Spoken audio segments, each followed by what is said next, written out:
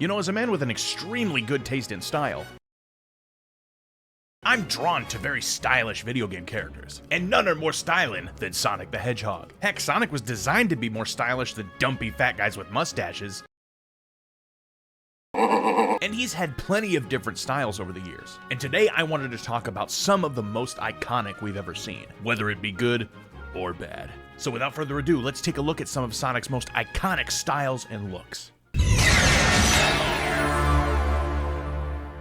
Let's of course start at the beginning. Classic original Sonic, with those sharp spikes, snarky smile and eyes, and a much more iconic color scheme than red and blue. Sonic was blue and red. Sonic's look gave him that 90s edge that everyone loved at the time, but he wasn't so edgy that he was unapproachable. He was still a tiny little hedgehog, way more approachable than some fat guy with a mustache.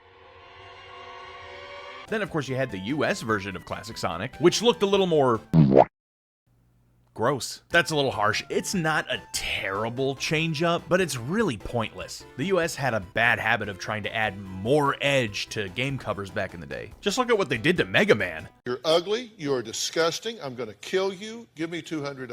Ugh. But no matter what your favorite version of classic Sonic is, it was iconic. Moving on, we have one of my favorites, the transition from the classic era to the adventure and pretty much whole modern era, the Yuji Yukawa redesign. The 2D art that Yuji Yukawa has made for Sonic, especially in that era, is super recognizable. It's personally my favorite 2D design at least, giving Sonic longer quills, giving him a little bit of a growth spurt, and giving him those gorgeous emerald green eyes. So, you gonna take a swing? Or you just gonna stand there staring into my eyes? What was that? I was busy staring into your eyes. That everyone loves. If you thought classic Sonic looked cool, this guy is cool incarnate. Even though the 90s were ending by the time this happened, this Sonic still exuded that snarky 90s attitude. Just look at him.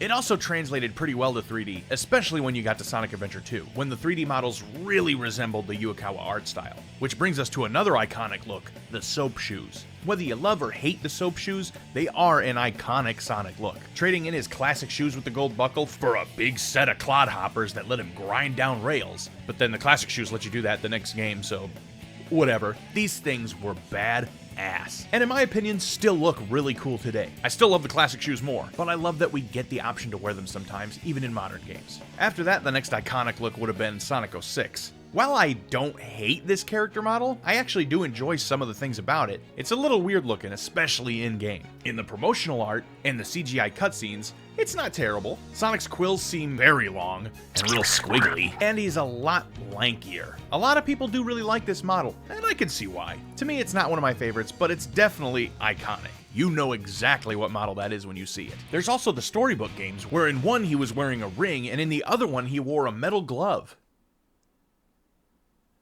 And then of course in the last few games, apparently Sonic got a haircut, and they went a little too short. Since, correct me if I'm wrong, Sonic Forces.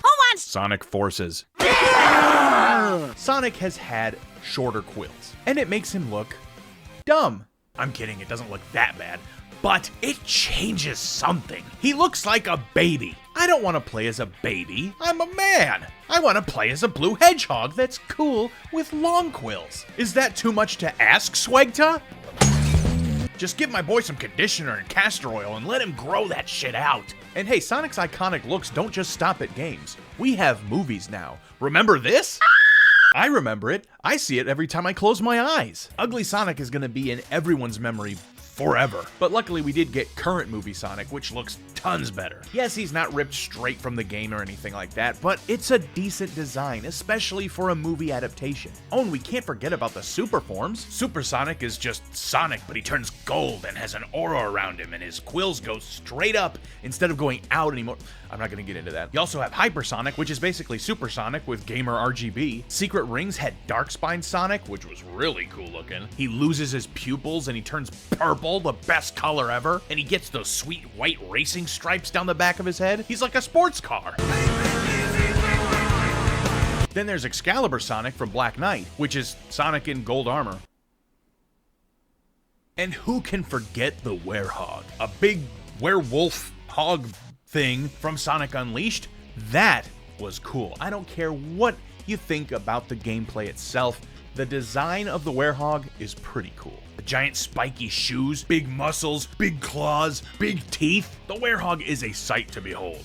Ooh, I almost forgot Boom Sonic. Tall, scrawny, lanky, covered in bandages and a scarf? What a dork. I'm sorry, I know this one has its fans, but I have never liked this design. Sonic's had a ton of iconic looks, and I bet he's gonna have a ton more at some point. But until then, I'll leave you with the most iconic look Sonic's ever had, his ice cream.